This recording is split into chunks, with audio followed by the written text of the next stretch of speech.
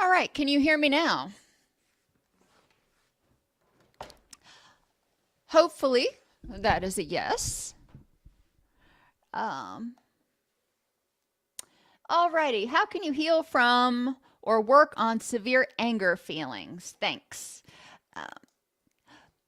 Remember that anger. Can you hear me now? Charles? Hopefully, that is a yes. What did you do to my system? Alrighty, how can you heal from or work on severe anger feelings? Thanks. Remember that anger. Charles?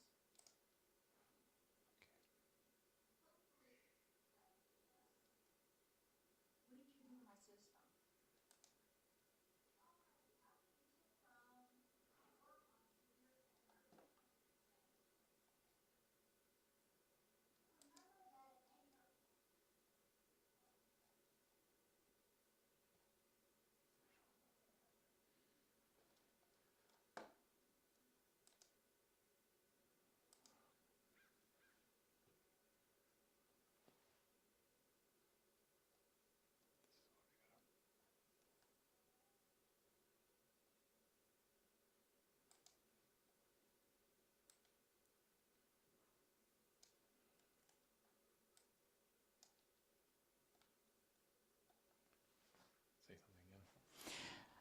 All right, can you hear me now?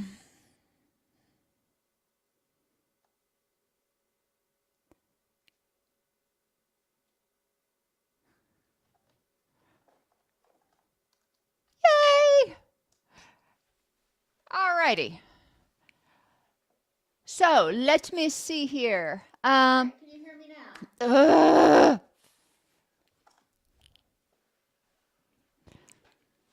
It's coming back from somewhere. Yay! All righty. I don't have any idea why it's. So let me see here. System sound. It's coming back as system sound.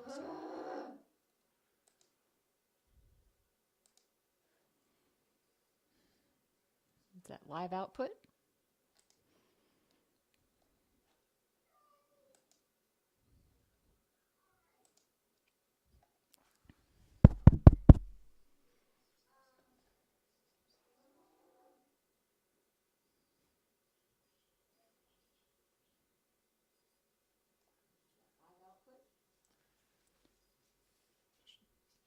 Just try saying something again. All right, one more time. We're going to test it, but I don't think the...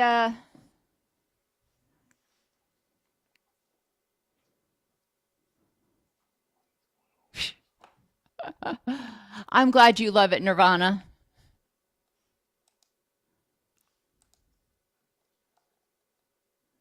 All right, one more time. We're going to test it, but I don't think the...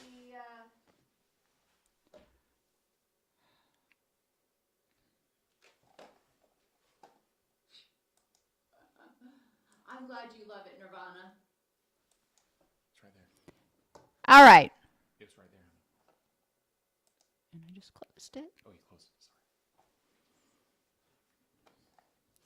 Let me make sure I don't have it open anywhere else. All righty.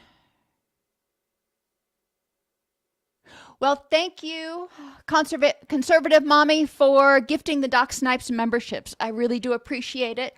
We're going to hope that I don't start echoing again because that was really unpleasant. All right, so let me go back to the beginning. I am so sorry that we're getting off to such a clunky start, but hey. Okay, so Dragon Man asked first, how do I deal with bad memories that surface from long ago? Recognizing in the moment that what you're experiencing is something that happened in the past. That's number one, recognizing that that's not what's going on now.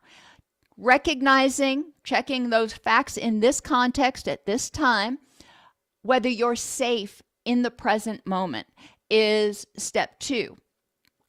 Acknowledging those feelings that come up because of the memory that you had is step 3. It doesn't mean you need to unpack and stay there for a while, but, and I shared this with you in a different video not too long ago, a couple weeks ago.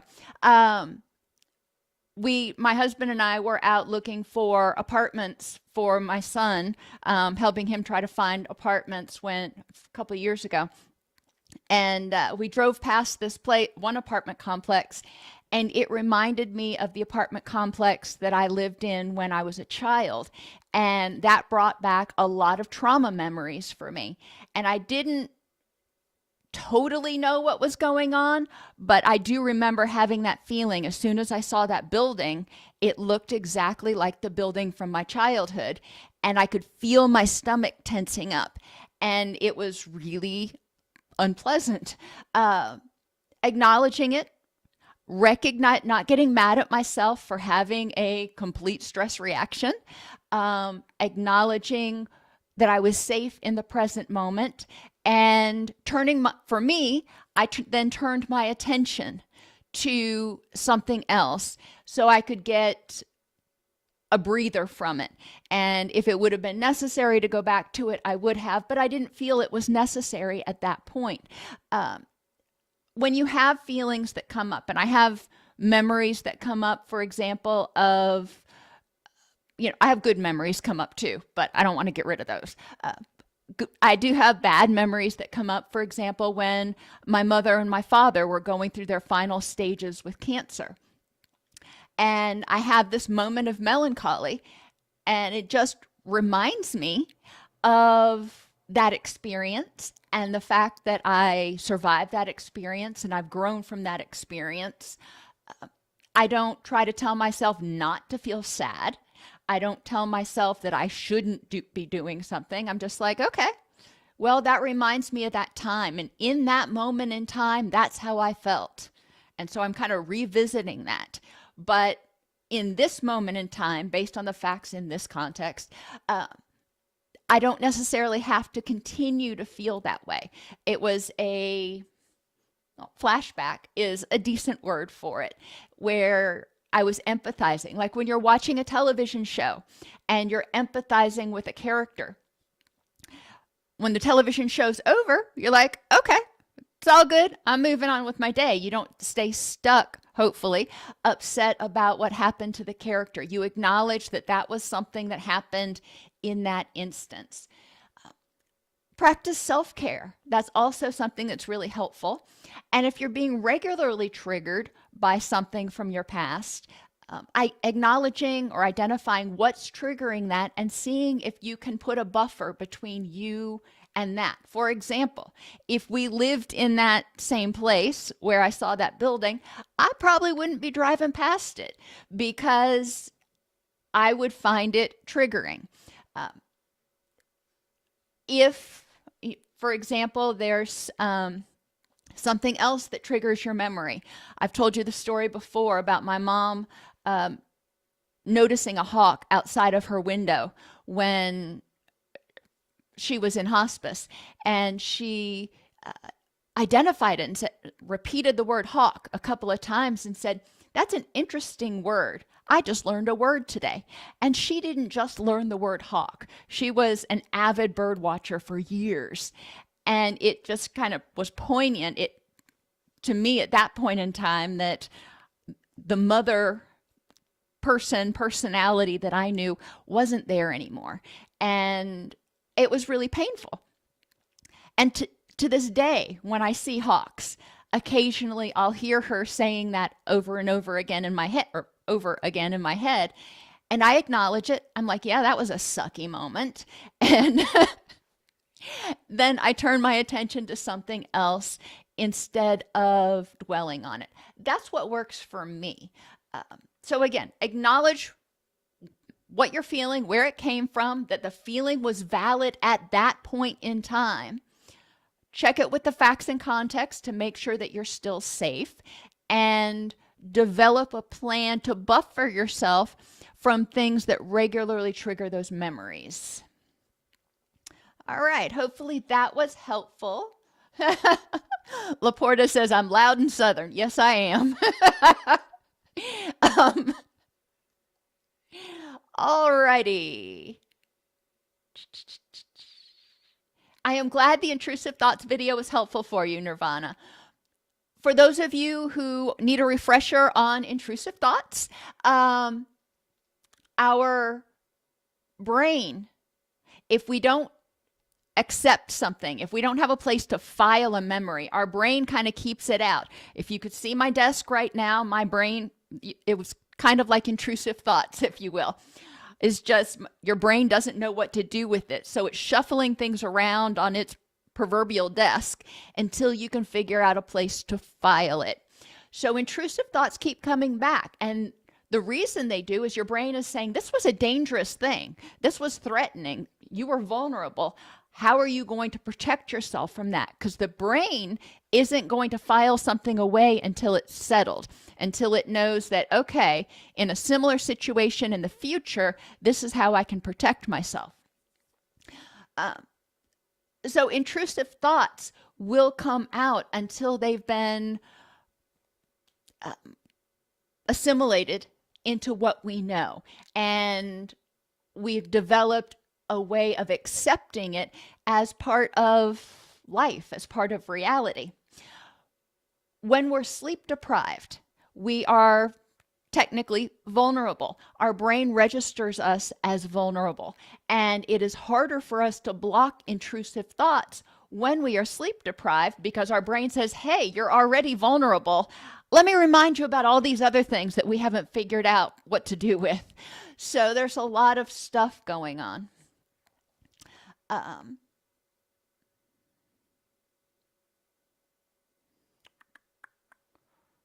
How do I deal with or work with a narcissistic son who has anger?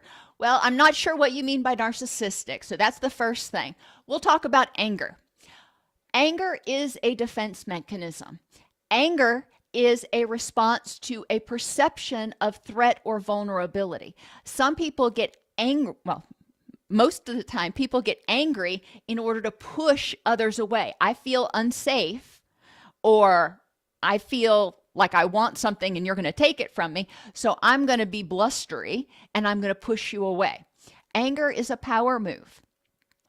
When people get angry, we need to examine what are they angry about.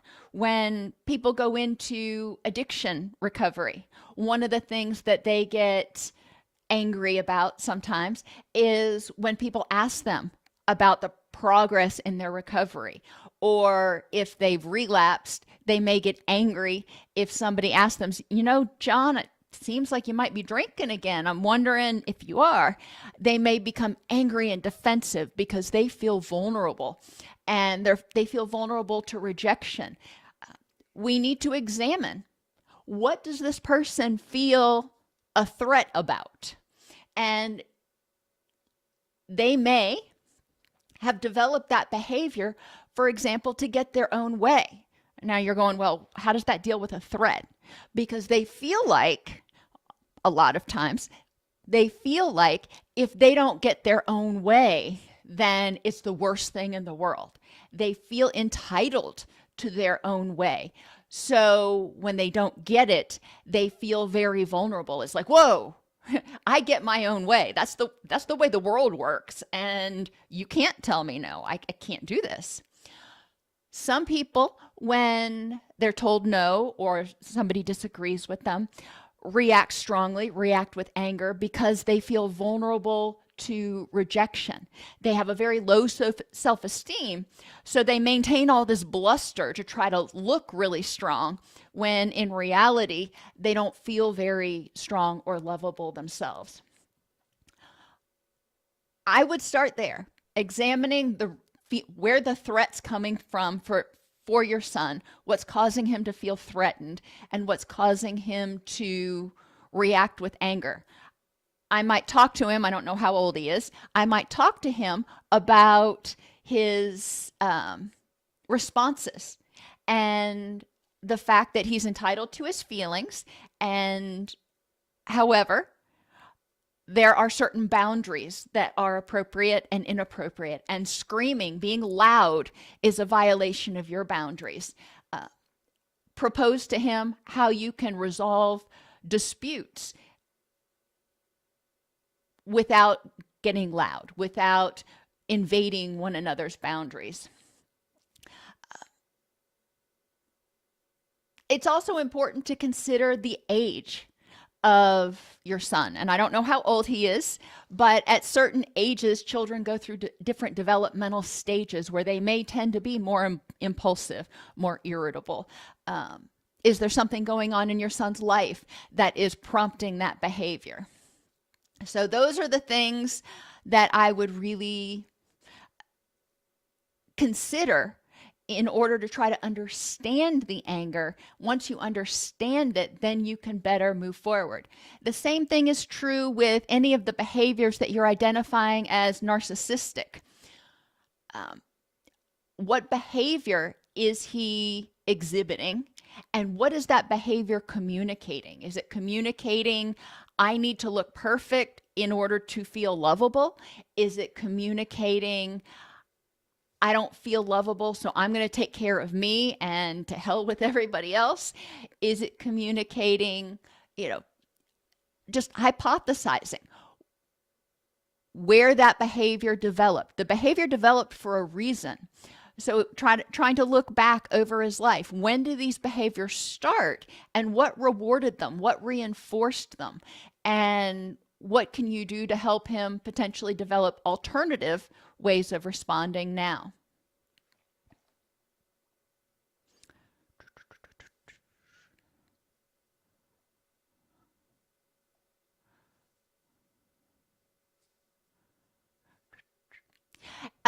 Carissa, I am not sure which intrusive thoughts video he was talking about, but please, everybody, remember that you can go to docsnipes.com/docsnipes-AI in order to ask my AI about different videos I have on different topics, and it'll do all the searching for you. So you can go through and look it up.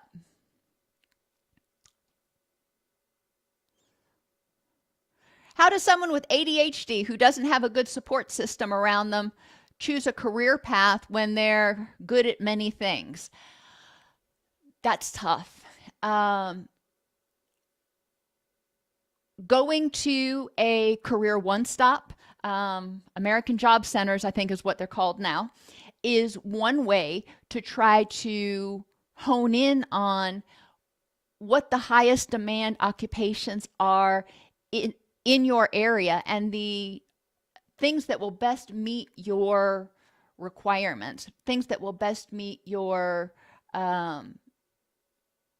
financial requirements, your schedule requirements, etc.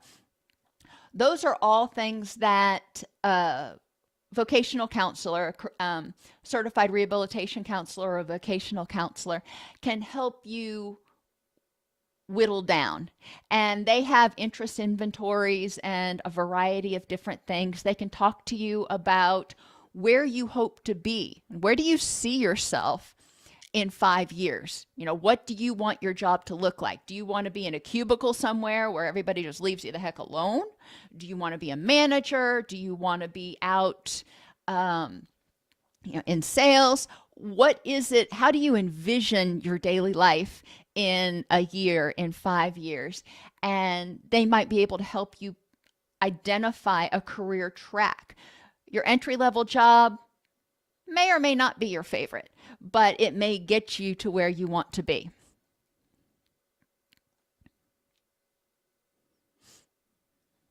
Ooh, it just jumped on me again. Sorry, y'all. Hang on.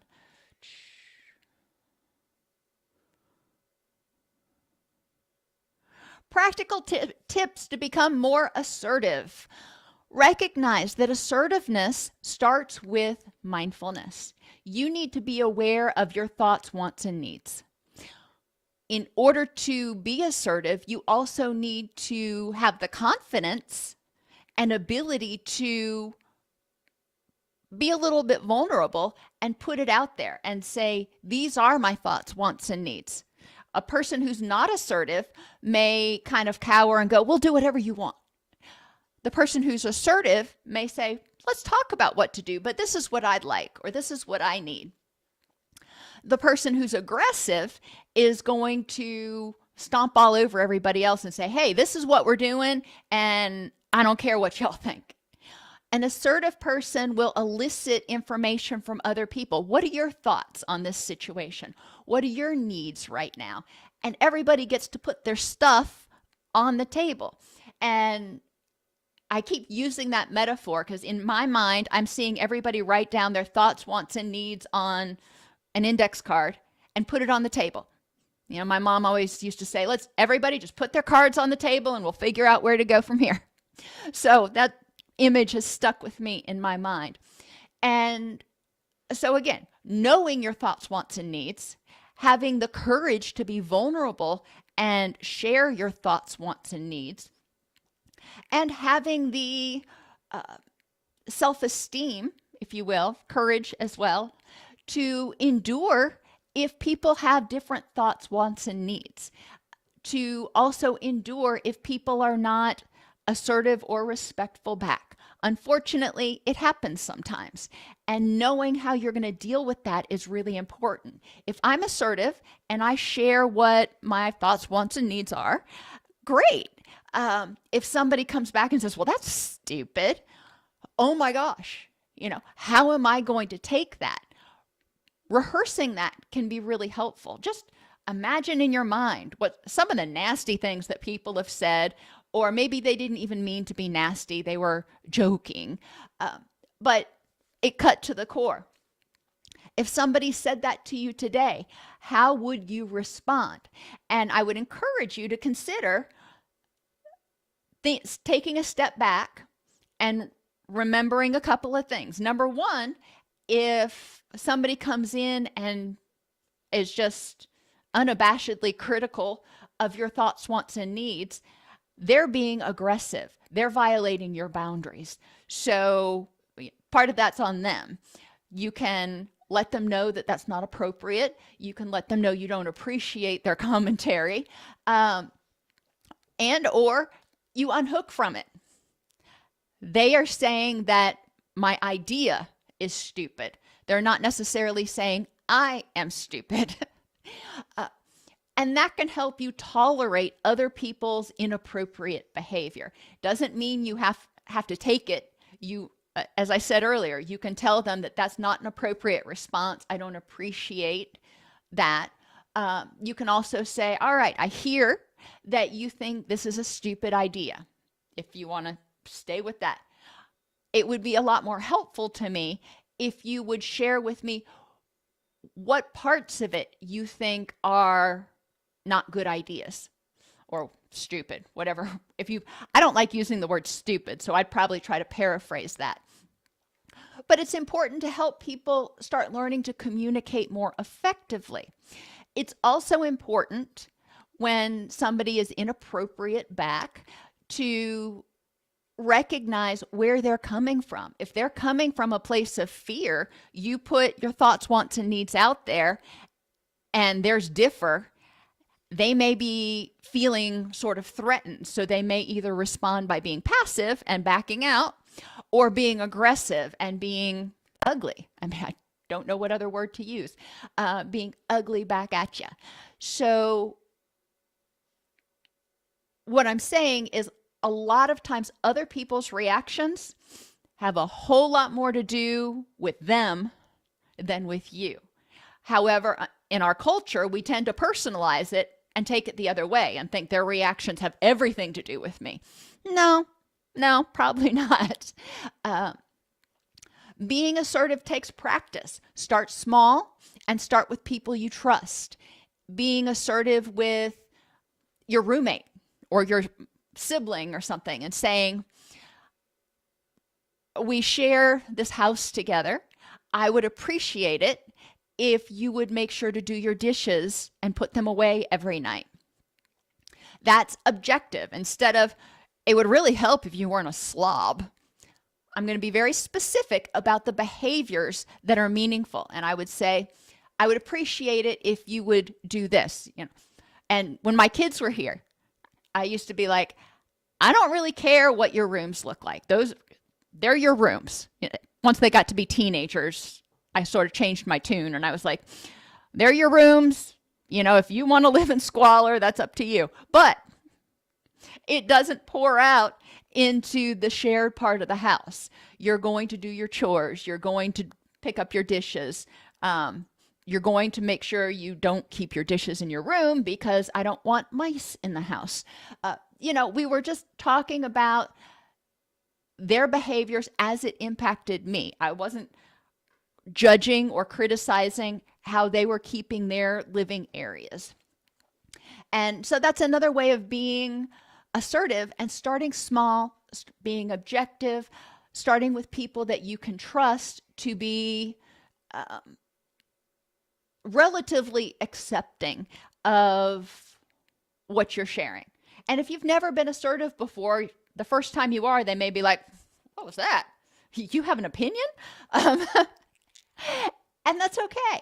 Just say, yeah, or do you mind if I share my opinion? If you want to hedge it a little bit more. Those are all good tactics. Once you start feeling comfortable being assertive with the people that you trust, especially about, non-hot button topics, then you can choose to step it up a notch and start sharing a little bit more, start requesting a little bit more.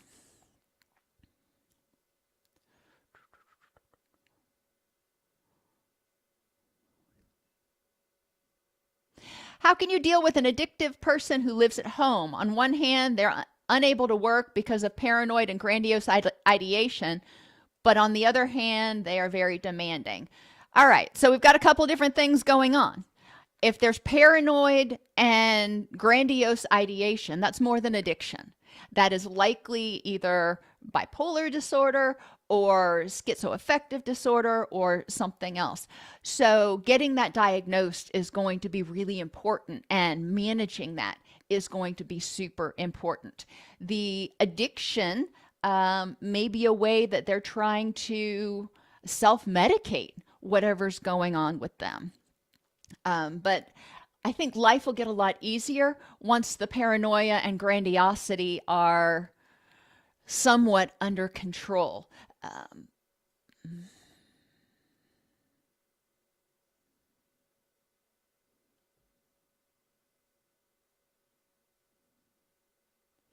I am hoping, Converse, that we are going to be able to continue to do these streams at least once a week. We'll see where we go from there. Hello, Redheaded Riding Hood. I love that. During arguments and fight, when my husband finds unnecessary reasons to put me down, how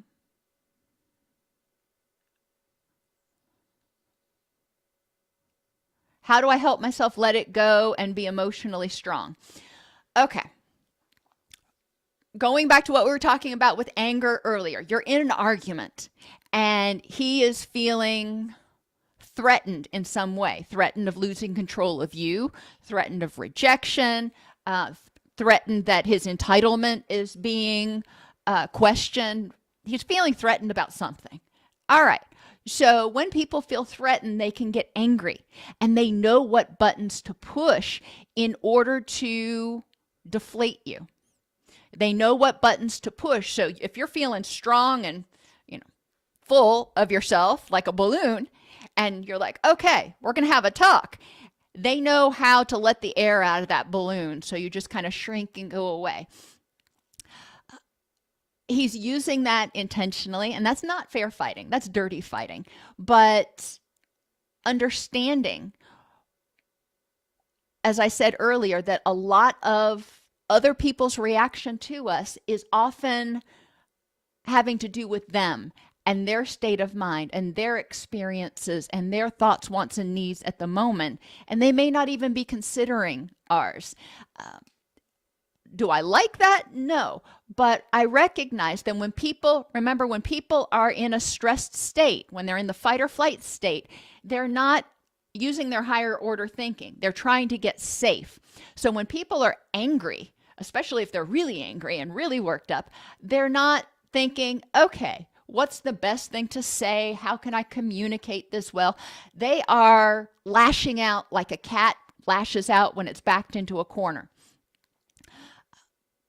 When you notice that you're starting to get into an argument, it could be helpful to, if it's safe, to try to get some distance between the two of you for a minute.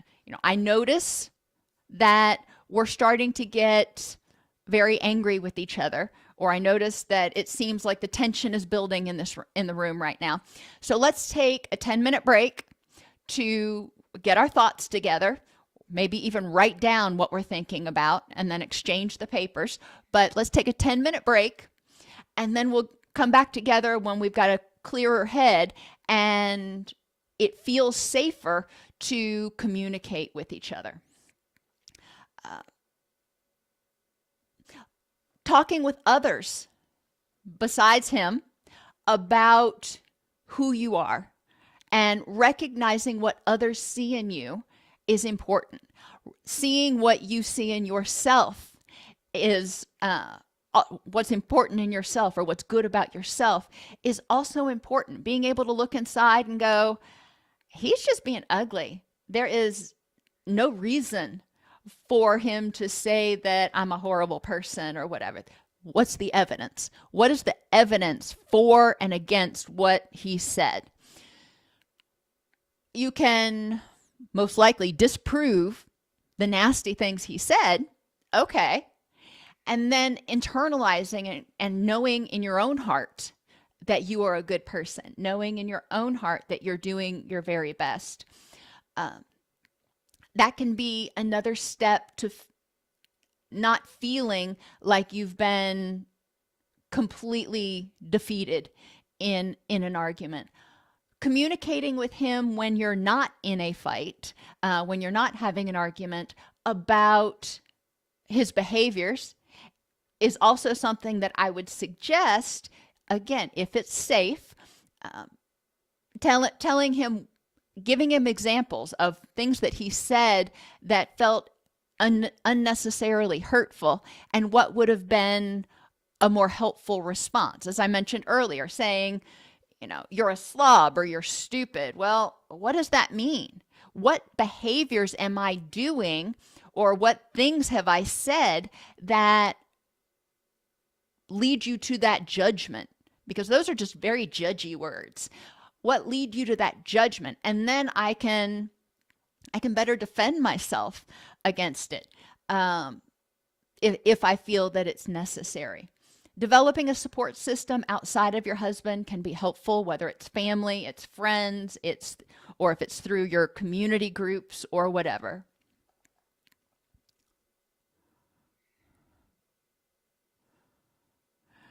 Hi, Doc. I'm an agoraphobic. So lately I'm making huge progress. Awesome. But did some next level exposure, and now I'm anxious for 2 days. What now? I did exposure today, but not feeling great. That's okay. And I know you're like, no, it's not. Embracing it.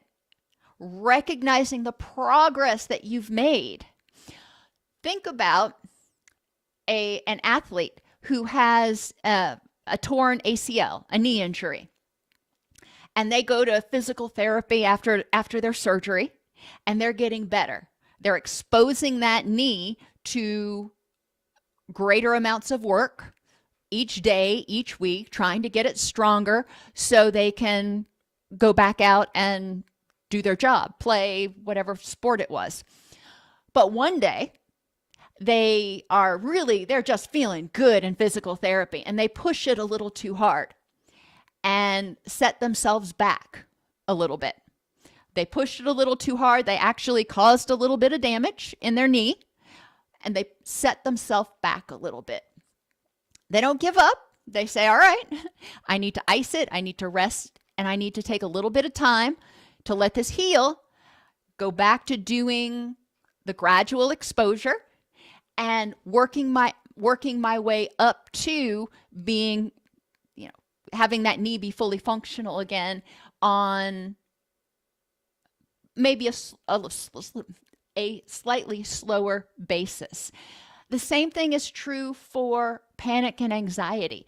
Every time you experience a trigger, have a panic, you're triggering that stress response and you're putting it into high gear. And it sounds like the advanced exposure put it into hyperdrive. And that was a little too much stimulus on the nervous system. So now the nervous system's nervous again. And it's going to take a little bit of time for those neurons to sort of rewire themselves and go, okay, we're actually pretty safe. All that being said, acknowledging how you feel, acknowledging that in this advanced exposure, you felt a little too unsafe, and now you're feeling that anxiety is lingering. Practicing some of the techniques that you've worked with your therapist in order to get regrounded and feel safe will be important.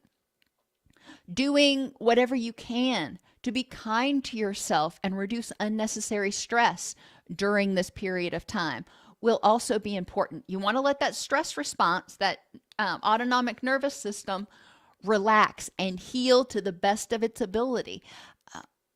Not being afraid, and I know it's hard because fear is just an automatic emotion.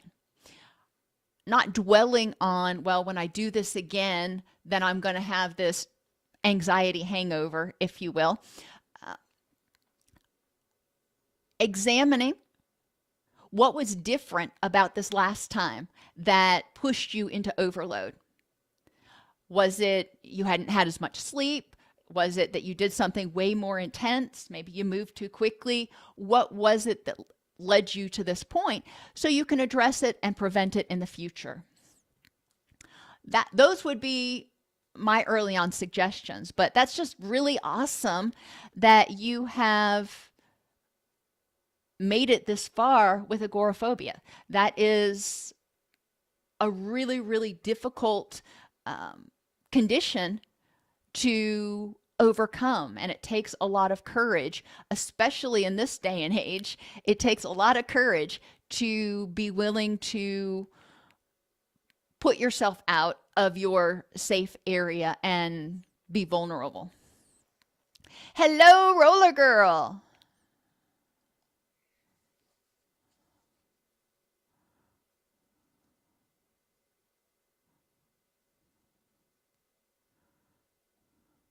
You are quite welcome, Henry Milner. I am glad you're here. And God bless you as well, Afaf.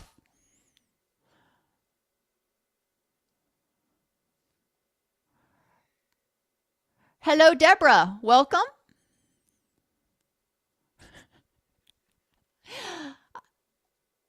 I love your username, Snot Sleeves. Reminds me of when my son was little. That's what he never used to use a tissue. That's always what he would do.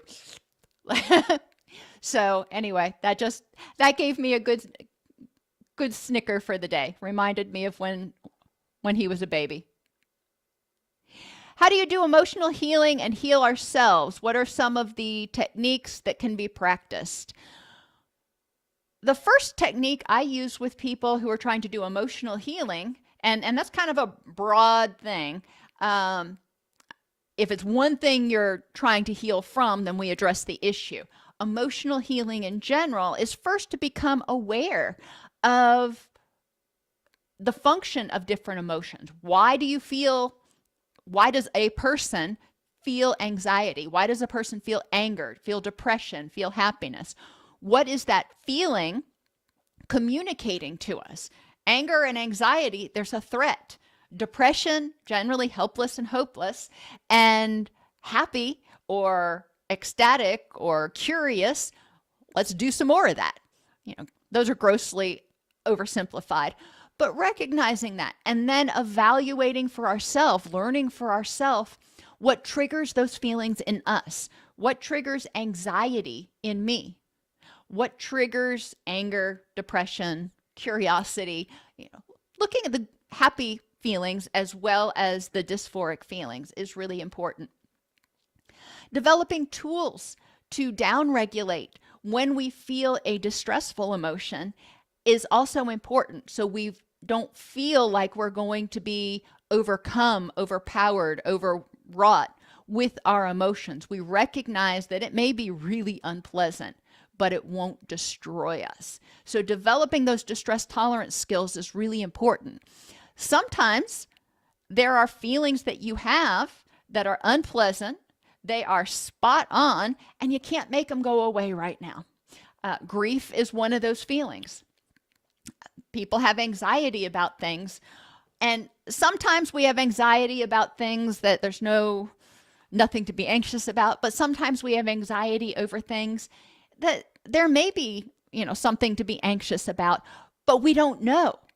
So understanding, hey, I'm anxious about waiting on these test results to come back, or I'm anxious about waiting on them to respond about my job interview or whatever it is. Okay, we're acknowledging what's triggering our anxiety. And then we're going to figure out how to best use our energy to move toward what we define as our rich and meaningful life. I can use a lot of energy dwelling and fretting and pondering over something, or I can acknowledge that, hey, this is a concern. However, I also recognize that spending the next 3 days worrying about it isn't going to change the outcome at all for whatever it is. It's only going to change my outcome. It's going to upset my belly. It's going to cause me stress headaches. It's going to disrupt my sleep. So I'm going to choose to acknowledge the stressor, but I'm also going to choose to put it on a shelf because worrying about it is not going to do me a whole lot of good. Choosing the best response to any situation based on your goals in a rich and meaningful life is really important.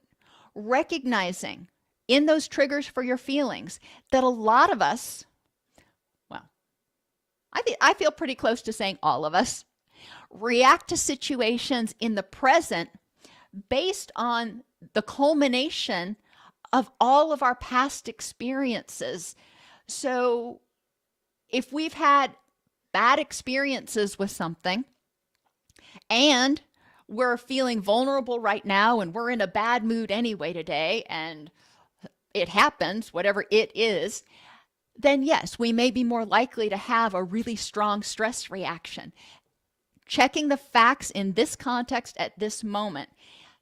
Is the threat as intense as my feelings are leading me to believe it is? If so, what the heck am I going to do about it? If not, okay, then let's look at what level of threat there actually is. Encouraging yourself to acknowledge the good with the bad and embracing those dialectics. I've used the example before. I have animals. I have rescue animals. I have permanent animals. I got animals all around here. We live on a farm, so every once in a while you have the stray duck that's in the house because it got attacked by a turtle. Yes, you heard me right, but I digress. Does that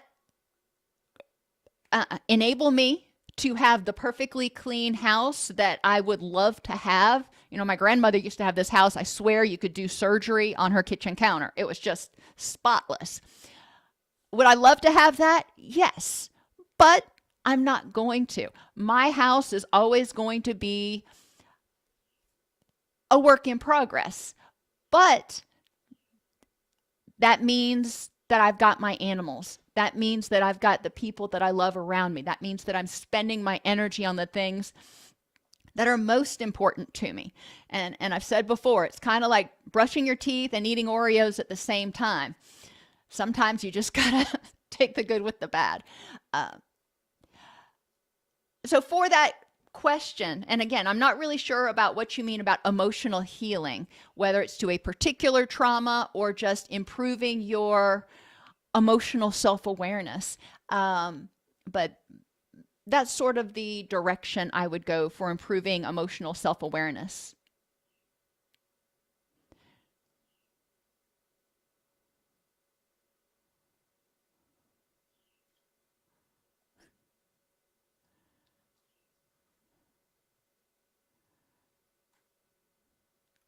Why do I find it easier to do exposure alone instead of with someone close to me?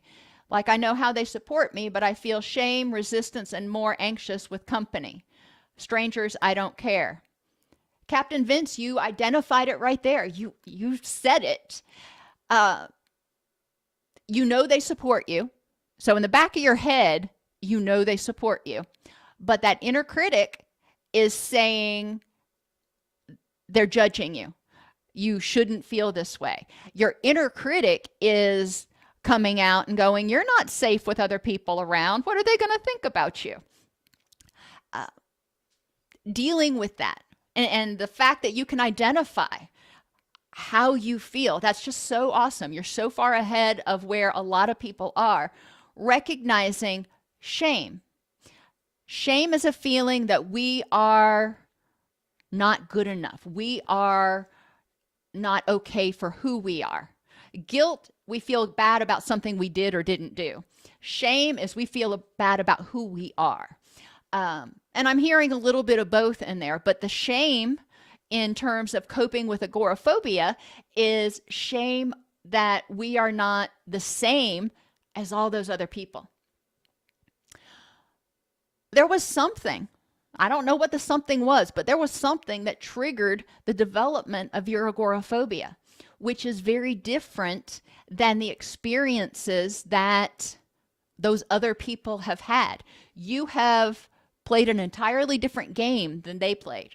You know, you were playing chess while they were playing checkers. I don't know. I'm running low on my metaphors for today. But it's important to recognize that we can have 5 people in a room and 5 people have very different reactions to an event based on their prior learning. And your prior learning is what led you to be where you are right now, led you to have the anxieties and the fears.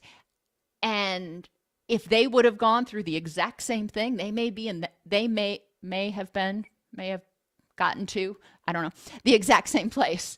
So cut yourself a little bit of slack there, but acknowledging the shame.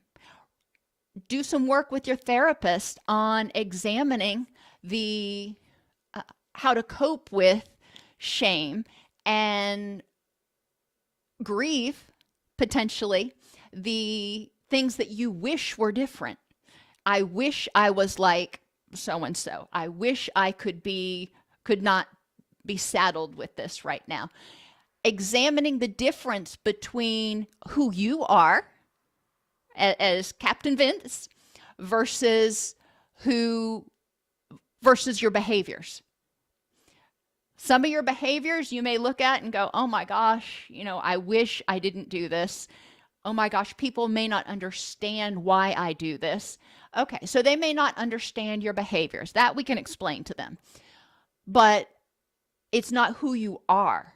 You are a deserving, lovable person who happens to have anxieties and fears about the outside world. Resistance goes along with shame. People resist change. They resist doing things when they fear failure, when they are afraid it's not going to work, when they don't feel like they have the tools, when they fear being judged, don't have the tools, or when they're going too fast. So again, you've identified it. You've hit the nail on the head for why you react that way in front of others. You don't care about strangers. Strangers have their own opinions, but these other people, your significant others, you care about what they think. I would also challenge you to, if you feel safe, if you feel comfortable, if your therapist thinks it's a good idea, to consider talking with those people and saying, let's have a frank discussion about my agoraphobia. Let me help you understand it a little bit and let me know, what your thoughts are. Because you may be assuming that they're judging you. You may be assuming that they're looking down on you when in reality they're going, oh my gosh, how strong is he? I couldn't have survived going through what he did. And yeah, he's got some issues right now, but he is a wonderful person. So trying to check on that mind reading where you're assuming you know what others are thinking. How can one stop basing their level of worthiness off their level of attractiveness? Academic and financial accomplishments play no role or a minimal role in the current self-worth or value. That sounds like something that your culture had a strong hand in teaching you. And when I say culture, I mean, culture at large, through the media, through people you interact with in the stores, but also culture in terms of your nuclear family and your community and the clubs and groups to which you belong. Do they put an emphasis on intelligence, on accomplishments, or on just being a good person? Not what you do, not what you look like, but who you are inside. I would consider that. I would write down a list of what you think about basing your entire self-worth on attractiveness. What are the pros of that? What are the benefits to basing your self-worth on your attractiveness? And what are the drawbacks to that? And then think about, I don't know if you may be Miss America. I don't know. But think about a really attractive person and the benefits to basing their self-worth on their attractiveness and the drawbacks. And then think of a really not traditionally attractive, physically attractive person and the benefits and drawbacks they have for life. And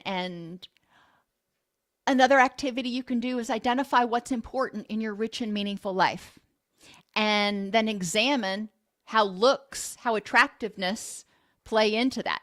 Is it a big part or not a big part? I can tell you that my experience in my career is, for the most part, as long as I'm like reasonably put together, I'm not dragging in my jammies or something, which would be a whole different problem. But as long as I'm reasonably put together, that people don't care what I look like. And it's important to internalize that. And it's hard. In American culture, it's really hard. I don't know what culture you're in or etc. But I do know, looking at television, looking at magazines, looking at, Miss America contests and all that stuff, it does teach on a subliminal level that attractiveness is important. I celebrate television shows and media that don't base their casting decisions solely on looks. I'd rather have an actor that's a good actor than somebody who, looks perfect, but their acting sucks. It's also important to consider where you learned that. Who taught you that? And I said culture before, but if there are certain people in your life, do you believe that? And if not, what is a more healthy belief for you?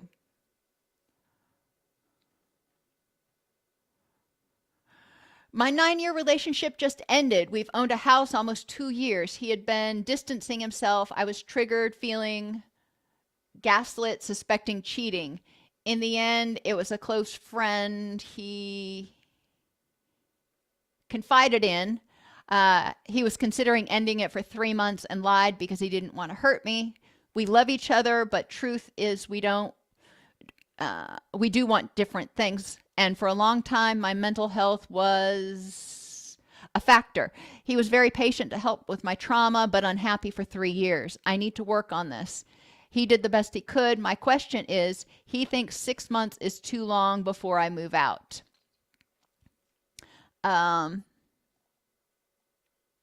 Well, there's a lot there. You're grieving. and I don't know what your mental health and trauma issues are that you're working on, that you say you still need to work on. I'm hearing that he is hurting a lot right now. I'm hearing that he feels that it's too painful to continue to live in the same house for 6 more months when both of you love each other, but you know it's just never going to work. That can be agonizing. I'm hearing that he is trying to set some boundaries for his own mental health so you both can move on with your lives. And, how fast is too fast? Well, it really depends on the situation. However, one of the things that may be important is figuring out what you're going to do with the house. If you're going to sell it, then getting it on the market. And as soon as it's sold, then you both can take your respective shares and go get your own houses, condos, apartments, whatever you're going to get. That would probably be the least stressful sort of way. But yeah, once you live together, it's really hard. And in this economy, it's really, really hard to afford a part of a house payment plus a rent payment or something if one of you moves out and the other one keeps the house.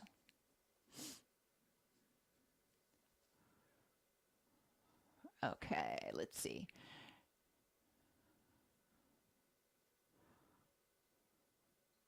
You're right, Nirvana. Pain and anger can be your best teacher because it's like putting your hand on a hot stove. It freaking hurts and you're not likely to do it again. Do I suggest learning that way? No. None of us really wants to learn that way. But the greater the crisis, the greater the pain, the more powerful the lesson usually is. So you raise a great point there.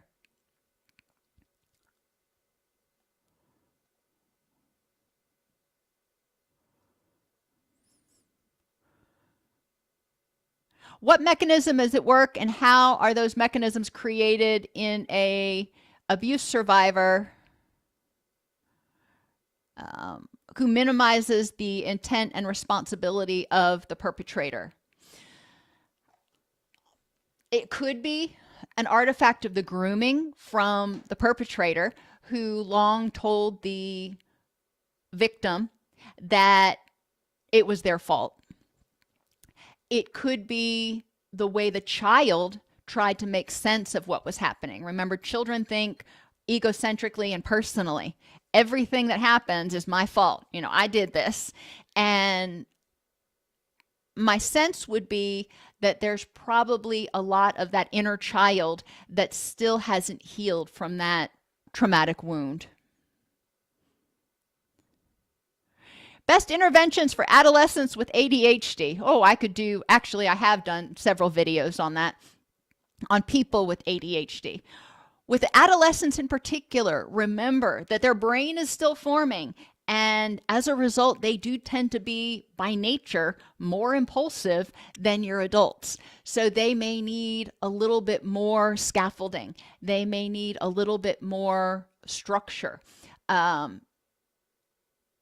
There are several YouTube channels on ADHD, which are actually pretty good, that they might tune into to try to get some basic life skills. When we're talking about ADHD, there are just so many different possible symptoms. There's no way to narrow it down and say, do these one to three things, because it really depends on where that particular individual's deficits exist and what their strengths are. People with ADHD, just like everybody else, have strengths. And sometimes their neuroatypicality actually can be used as a strength. And really working with anybody, adolescent, child, adult, whatever, who has ADHD, working with them from that perspective can be really helpful. How to deal with codependency as an overgiver. Recognize the meaning of your behavior. What are you trying to do by overgiving? Are you trying to avoid rejection? Are you trying to avoid abandonment? Are you doing what you've always done because that's what you've been taught that you're supposed to do and you don't question it? Why is it that you're an overgiver? Behavior is communication. What is that behavior communicating? And then starting to address, how can I meet that need or address that need so I don't overgive anymore? You have identified that you're going too far in one direction. There's giving, then there's overgiving. You've identified that you're crossing that boundary by a country mile, and that's okay. You know, we all have our behaviors that developed in response to adverse situations. Exploring what that behavior means, exploring whether your beliefs are accurate in this context at this time. If you didn't overgive as a child or in your past relationship, it may have been, bad. There may have been significant negative consequences. As an adult in this relationship or in these relationships, you may be an overgiver with your friends too. Is it going to have significant negative consequences if I respect my own boundaries and take care of myself? Ultimately, I'd like to see you get to the place where you're saying, I'd love to do this. However, I need to take care of me, because if I get drained, like, when we drain our battery on our phone, it's nothing but a paperweight until it gets recharged again. And you don't want to be a paperweight. You want to be able to be there for the people you love when they need you, not just all the time that they want you to be there and do stuff for them. That's where I would start.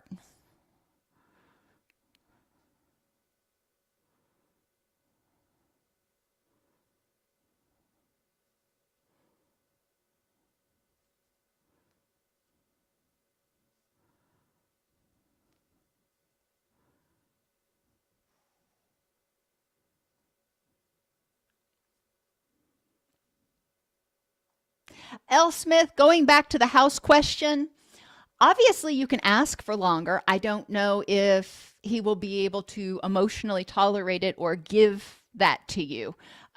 Just trying to put myself in his place where he was struggling. And I hear what you said that he's had a three month lead on you because he kind of planned it out in his own head. And that's not fair, but what's done is done. Examining what needs to happen. You said you both bought the house together. Maybe if he needs the breakup to happen sooner, maybe he can be the one to move out. I don't know.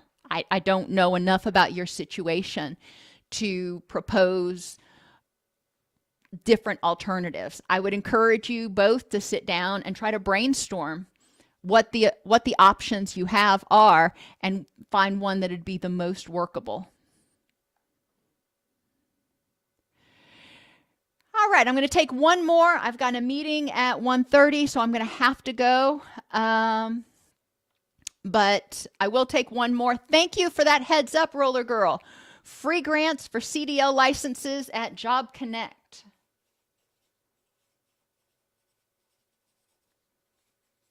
I'm actually writing that down because I have somebody that would work for. So thank you. That was a blessing that you shared that with us today. Okay, back to Jemima. How can you help adults who were abandoned by their father as kids but still haven't overcome that rejection and are feeling like a victim? They have to be willing to change, all right? There's nothing, you can lead that horse to water, but you can't force it to drink. You can tell somebody that you love them, that you support them, that you're there to be supportive of them and to help them. But if they're not ready to let go, what is being a victim? And I know we keep going back to this today. What is being a victim communicating?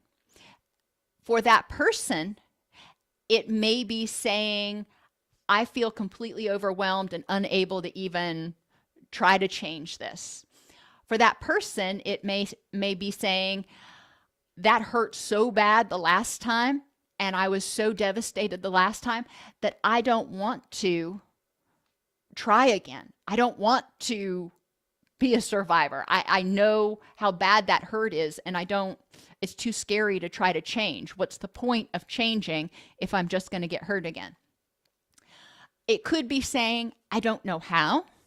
It could be saying, I'm holding on to this victim role because I want to make that person suffer.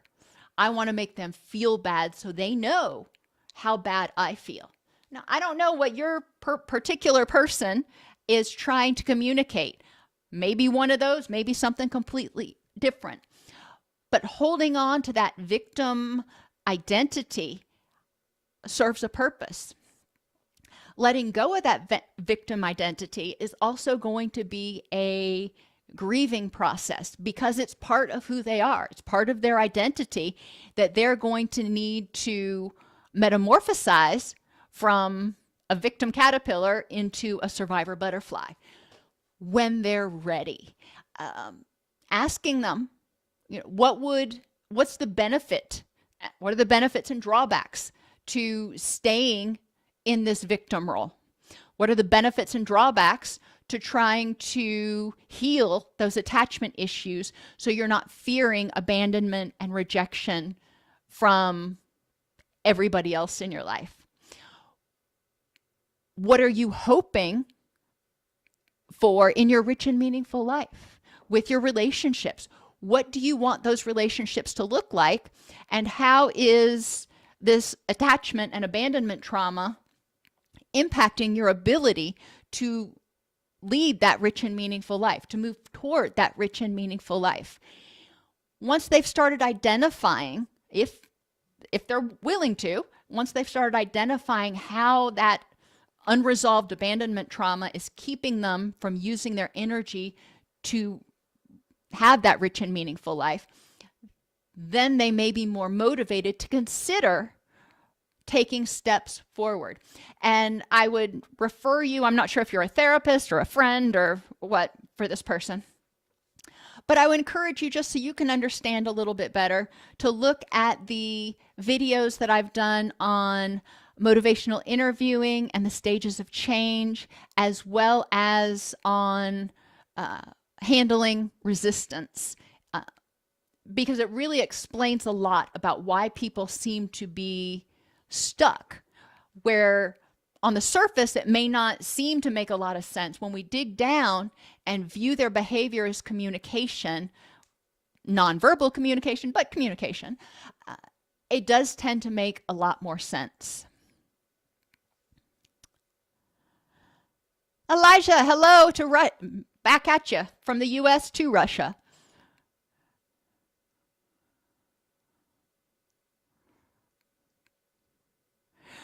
Alrighty, everybody. Like I said, I have a meeting in a few minutes, so I have got to go. Sorry about getting started late today. I will have to figure out what happened to my computer setup and get it, fixed. For next Monday's, actually for Wednesday's class, and then next Monday's live Q&A. Again, thank you for being here, and I will see you next week.